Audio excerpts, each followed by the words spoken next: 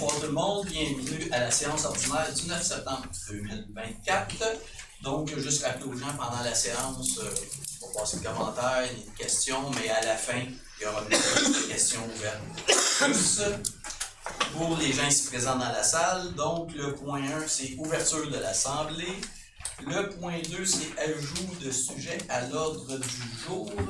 Donc, c'est le 6-3 pour les élus. On a fait l'ajout de sujet, le 6-3. Donc, ça prend quelqu'un pour proposer pour l'ajout de sujet. M. Tremblay a vu par Mme Charlot, à ma droite. Oui. À gauche. Oui. C'est. Point 3, c'est adoption de l'ordre du jour. Donc, vous avez eu copie. Donc, M. Moreau, M. Tremblay. À ma droite. Oui. Gauche. Oui. Et 4, adoption du procès verbal de la séance du 19 août 2024. Donc, vous avez eu copie. Donc, ça prend quelqu'un qui propose. Je suis pas là. Non, je suis pas là. Ah, t'étais pas là? Par Mme Falker, appuyé par Mme Ranger. Parfait, merci beaucoup. À ma gauche. À droite. Et point 5, c'est aménagement du territoire et urbanisme. Le 5.1, c'est tout simplement un dépôt du procès verbal du comité consultatif d'urbanisme du 27 août 2024. 5.1.1, demande de permis PIA 80-82 rue Saint-Antoine-Nord. Madame Falcon. Oui, donc on a été saisi d'une demande de permis PIA présentée par Mme Isabelle Savard et M. Guy Harvey. Le projet vise à rénover le bâtiment principal en modifiant la forme et l'apparence extérieure de ce dernier. On va pouvoir le voir à l'écran. C'est des travaux projetés qui respectent les objectifs puis les critères du règlement de PIA. Puis le projet a reçu une recommandation favorable du comité consultatif d'urbanisme. Donc je propose qu'on approuve le projet tel que déposé pour cet édifice-là. Donc, y a-t-il quelqu'un dans la salle qui désire se faire entendre pour cette demande de dérogation? C'est pas nécessaire. C'est pas nécessaire. C'est pas une demande de dérogation. Ah, je suis d'avance. Ouais. J'étais dans l'autre point. C'est bon. Je voulais m'exprimer. Donc, proposé appuyé par Mme Ranger. À ma gauche? À ma droite? Là, je le cherchais. Ben moi, j'étais déjà dans l'autre point. Donc, 5, 1, 2, demande de dérogation mineure. Là, c'est celle-là. 181, rang Saint-Jean, Nord-Est. Madame Falker. Donc, on a été saisi d'une demande de dérogation mineure présentée par M. Stanley Walter. La demande est là pour but de régulariser la construction d'une remise qui a une hauteur de 4,10 mètres, alors que la hauteur maximale qui est permise pour une remise, c'est de 3,70 mètres, donc c'est dérogatoire. Le Conseil, après considération des faits et des circonstances qui motivent la demande, est en accord avec la recommandation du comité consultatif d'urbanisme à l'effet de l'accepter. Donc, étant donné qu'il n'y a pas de condition, y a-t-il quelqu'un dans la salle qui désire se faire entendre? Là, pour cette dérogation mineure.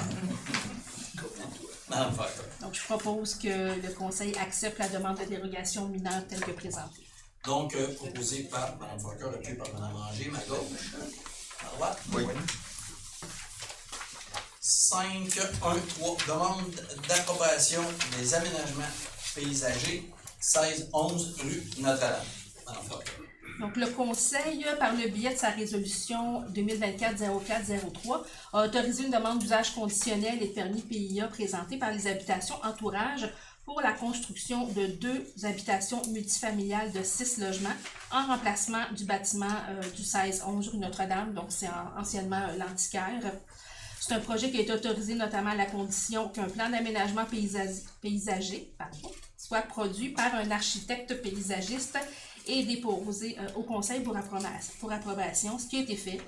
Donc, je propose que le Conseil approuve les plans d'aménagement pour cet immeuble qui sont présentés par Gaïa Art en date du 5 septembre. Donc, proposé par Mme Falker, appuyé par Mme Ranger, à ma droite. Oui. À ma gauche.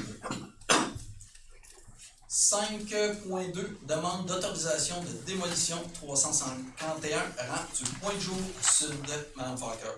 Le Conseil a été saisi d'une demande d'autorisation de démolition présentée par Mme Janina May et M. Jörg Schneider. Je ne sais pas si je dis son nom comme il faut, il m'excusera. C'est un projet qui vise la démolition d'immeubles situés au 351 rang Pointe-du-Jour Sud.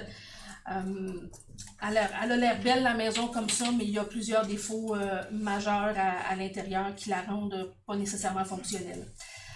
L'utilisation projetée du sol dégagé à la suite de la démolition de cette habitation-là vise la construction d'une nouvelle habitation unifamiliale isolée, ce qui consiste au même type de bâtiment. C'est un bâtiment qui n'est pas inclus à l'inventaire patrimonial de la MRC de Dautrey. Donc, le Conseil, après étude de la demande concernant la démolition de l'immeuble, entend accorder l'autorisation de démolition. Donc, je propose qu'on autorise la démolition de l'immeuble situé au 351 Rond-Point-du-Jour Sud, aux conditions suivantes: que le projet de remplacement soit une habitation unifamiliale isolée, puis que les autorisations nécessaires soient obtenues auprès de la CPTAQ, la Commission de protection du territoire agricole du Québec. Je le dis au long, parce que je vais falloir que je leur dise tantôt. Je vais dire juste l'acronyme. Donc, proposé par Mme Fokker, puis par Mme Ranger. À ma droite? Oui. À ma gauche? 5.3. Densification dans les îlots déstructurés. À ce stade-ci, je vais me retirer. Ça pourrait avoir Parce que tu délaisses dans un îlot. Ben, j'habite dans un îlot déstructuré, ça pourrait avoir un impact sur un futur projet que j'aurais, donc je tiens à mentionner aussi que lors des discussions en comité plénier, je suis pas dans la salle. Là, c'est un peu ridicule, je vais me retirer comme ça, mais physiquement, je suis pas dans la salle quand c'est discuté par mes collègues. Merci. Tout d'abord, c'est quoi un îlot déstructuré? C'est un terrain en zone agricole qui est identifié comme tel par la CPTAQ, que je vous ai nommé tantôt. C'est identifié et nommé comme îlot déstructuré. C'est un terrain sur lequel il ne peut plus y avoir de production agricole. Donc, la CPTAQ elle-même dit que sur ce terrain-là, identifié comme tel, il n'y a plus de production possible. Sur ces terrains-là, qu'est-ce qu'on peut faire? On peut uniquement bâtir présentement une résidence unifamiliale. Ce qu'on souhaiterait, nous, c'est de pouvoir, sur des terrains de plus grande dimension, faire de la densification douce. Donc, permettre par un projet intégré qu'il y ait peut-être 1, 2 ou 3 édifices sur un même terrain, s'il y a possibilité que ce soit desservi ou partiellement desservi, puis s'il y a la place nécessaire, sinon pour mettre les services dont ils ont besoin. Par contre, pour pouvoir permettre ça, il faut qu'on demande à la MRC de Dautrey. Donc, la MRC de Dautrey doit modifier son règlement de contrôle intérimaire pour permettre ce type de projet-là. Puis, si c'est permis pour nous, ben, ce serait permis pour l'ensemble des municipalités de la MRC de Dautrey. Donc, c'est uniquement ça. En temps de pénurie de logement, on s'entend que ça peut être une solution additionnelle pour en construire des nouveaux, pour permettre l'accessibilité à la propriété là, d'une autre façon. Donc, je propose qu'on en fasse la demande là, à la MRC. Donc, proposé par Mme Fokker, puis par Mme Ranger, à ma gauche, à ma droite. Oui. Évidemment, par densification douce, il faut s'entendre, on ne parle pas d'aller bâtir un 6 étages là, dans un îlot déstructuré en terre agricole. Non. Quand on dit densification douce, ça peut être une petite maison unifamiliale à côté d'un autre. Faut pas, Donc, 5.4, adoption du second projet de règlement, dont on a eu une petite séance de consultation de 6h30 à 7h sur diverses dispositions. Madame Fokker. Je vais réintégrer mon siège. Oui. Ah oui, vous pouvez réintégrer. Donc, pour ceux qui n'étaient pas encore arrivés, je refais un petit suivi rapidement par rapport à ces modifications-là. Donc, on modifie la contribution pour fin de parc. En fait, on exempte les transformations d'édifices de la contribution pour fin de parc, dans le sens qu'un duplex, s'il se transforme en triplex, ben, va être exonéré de payer cette contribution-là. On ajoute aussi une disposition concernant les logements additionnels en zone agricole sur les îlots déstructurés. Présentement, ça pouvait juste être quelqu'un qui louait un appartement et qui avait un lien familial. Donc là, ça va être permis sur les îlots déstructurés qu'il n'y ait pas de liens familiaux. Ensuite, on va permettre également les perrons, les balcons, les patios, les maisons jumelées, que ces bâtiments-là soient jumelés eux autres aussi, ce qui est très logique. On redéfinit la définition du gazebo. Et puis, on vient aussi exempter les structures démontables là, qu'on achète chez Canadian Tire. Là, on n'aura plus besoin de permis là, pour Patrick Morin, tout ça. Achat local. Achat local, Patrick Morin. J'ai pas été vite seule. Donc, c'est ça, ça va être exempté, ces structures-là, à ce niveau-là. Au niveau du permis de construction pour des rénovations mineures, on passe d'un maximum de 5 000 à 10 000 et puis, c'est exempté en fait d'obligation d'avoir un permis. Par contre, en cas de doute, appelez quand même le service d'urbanisme, c'est important de se renseigner. Même chose pour les toitures de bardeaux, donc c'est exempt ça aussi, sauf si on habite un édifice qui serait dans un secteur assujetti à un PIA. Et puis au niveau des permis de construction, un permis peut être valide pour une période de plus de 12 mois. S'il y a une résolution de fait par le conseil municipal. Ça peut être aussi renouvelé pour une période de 6 mois sans frais supplémentaires là, à la fin de la période du dit permis. Exactement. Fait que je propose qu'on adopte tout ça. Donc, proposé par Mme Fontaine, puis par Mme Bélanger, à ma gauche, à ma droite. Oui. 5.5, adoption du règlement de la zone R195. Là, c'est Mme Roger. Alors, nous avons passé la motion le mois passé, la dernière réunion, donc là, c'est le temps d'adopter le règlement. Donc, ça serait de créer une zone 195. La zone 195, ça se trouve être après la côte à Mousseau, après des goélands, vers Saint-Sulpice. Ce serait permis dans cette zone-là de faire de la densification légère. Pas de gros blocs appartements, là. Déjà, il est question de faire une petite rue. Ça a été zoné blanc, c'est ça qu'on appelle zoné blanc. Et il y aurait possibilité de faire quelques maisons.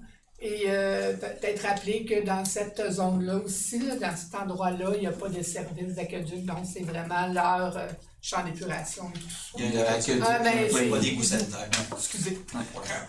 Alors, ce serait le règlement pour créer la zone 195. J'en fais la proposition. Donc, proposé par Mme Roger, appuyé par Mme Falcoeur à ma gauche. À droite. Oui.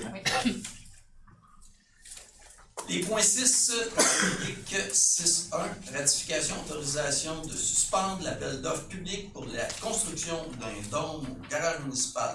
Monsieur Tremblay.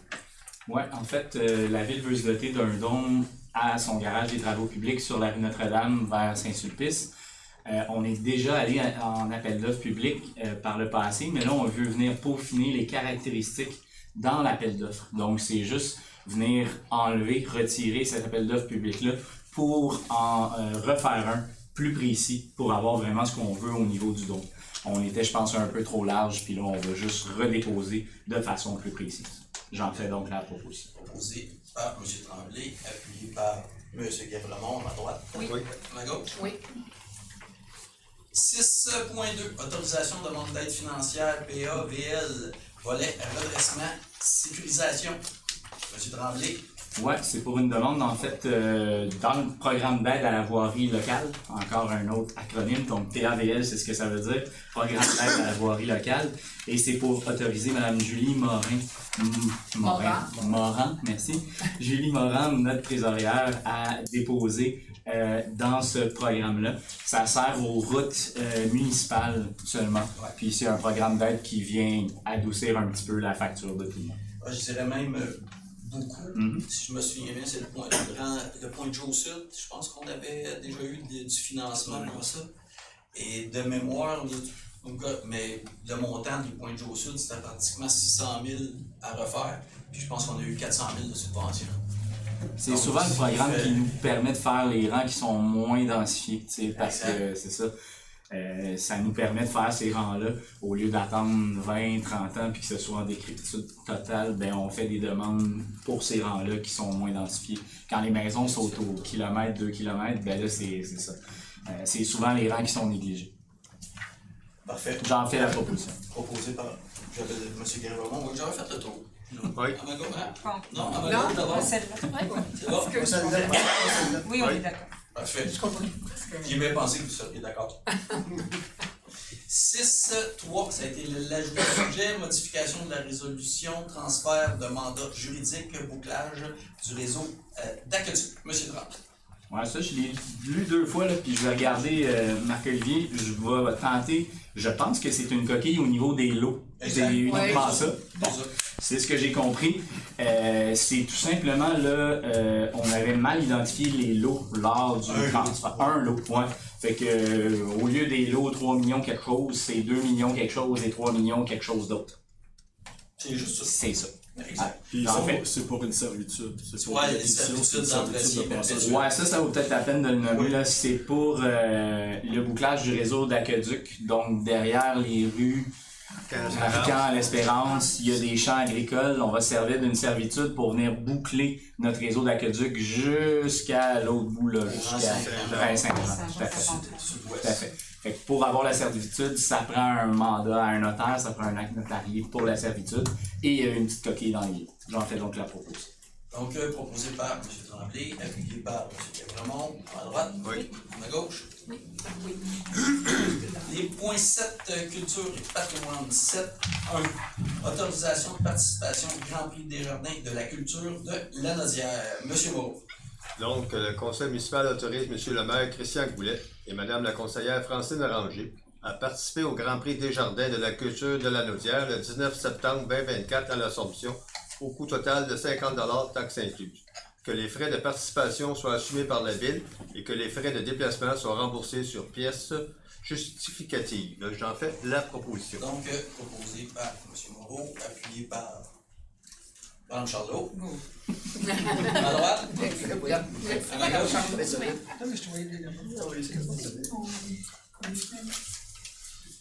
Non. Ouais, ben, il y a quelqu'un qui est finaliste. On est finaliste Ah, dans nous une sommes- catégorie, hein? Dans ville culturelle, 10 000 habitants et plus, Ouais. on est finaliste pour les Grands Prix, donc c'est pour ça qu'on assiste Exact. à la présentation. On ne sait pas si on va gagner, on espère. Donc, les points 8, c'est développement économique. 8.1, autorisation de signature, renouvellement, entente, Bétoquinol, Parc Canin. Monsieur Gabron. Oui, dans le fond, c'est pour reconduire l'entente avec la compagnie Bétoquinol concernant le parc Canin. C'est une entente qu'on avait de 3 ans à raison de 1 000 $ par année. Fait qu'on fait une nouvelle entente avec eux. Puis c'est pour autoriser Mme Mélanie Messier, responsable du développement économique et des mandats spéciaux, à signer pour et au nom de la Ville l'entente de partenariat avec Bétoquinol. Donc, proposé par M. Gabron, appuyé par Mme Villeneuve. À ma gauche. Oui. À droite. Oui. Les points 9, administration, ressources humaines et financières. 9.1, dépôt, embauche et démission par délégation du pouvoir du directeur général. Le directeur général a certains pouvoirs, mais évidemment, c'est des emplois à temps partiel. Donc, c'est vraiment l'été, les sauveteurs, c'est pas des emplois de temps plein. Là, c'est une brigadière temps partiel en remplacement. Quand il y en a un qui tombe malade, ben, on a une brigadière en remplacement. C'est tout simplement un dépôt. 9.2, adoption du règlement. Barrage. Madame Charlot. Oui, dans le fond, je vous avais expliqué le mois dernier là, que la MRC s'occupe d'entretenir les barrages, mais qu'elle doit, dans le fond, avoir l'argent des gens qui sont propriétaires de ces barrages-là, puis elle n'a pas le droit d'aller collecter cet argent-là. Donc, ça passe par la ville. Donc, nous autres, dans le fond, on envoie la facture au propriétaire, lui, il nous paye, puis nous, on fait un jeu de transfert à la MRC. Donc, dans le fond, c'est juste ça aujourd'hui qu'on vient officialiser. Donc, je propose que le conseil municipal adopte ce règlement qui s'appelle le 341-2024, intitulé « Règlement concernant la perception relatée à l'entretien des barrages ». Donc, proposé par Mme Charlot, appuyé par M. Tremblay, à ma droite, Oui. à ma gauche. Oui. 9.3, adoption du règlement, gestion contractuelle. Madame Ranger. Donc, ça aussi, au dernière réunion, ça fait l'objet d'une explication et d'un avis de motion. Il s'agit d'un règlement prévu dans la loi des cités-villes. Donc, c'est une obligation que les villes ont.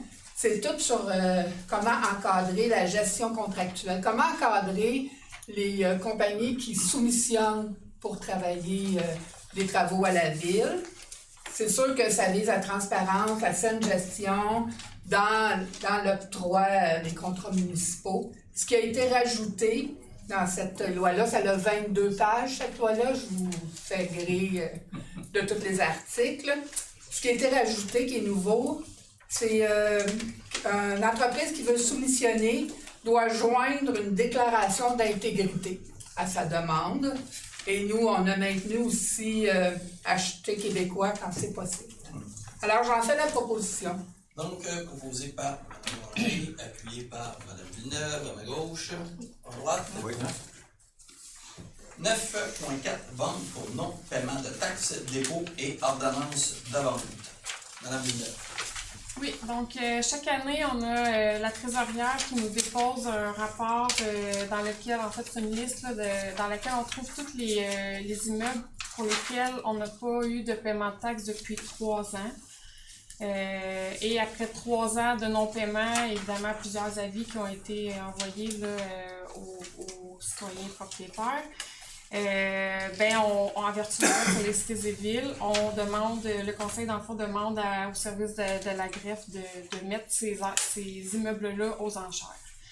Donc, ce que je propose dans le fond ce soir, c'est que le conseil municipal accepte le dépôt de la liste qui nous a été transmis par le service du greffe.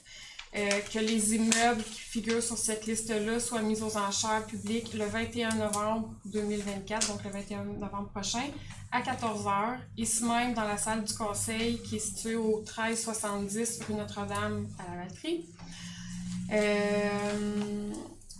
Ensuite, que les frais encourus pour la publication des avis publics dans les journaux soient répartis entre les propriétaires des immeubles qui sont mis en vente au prorata du montant des taxes municipales qui sont dues pour chaque immeuble par rapport au montant total.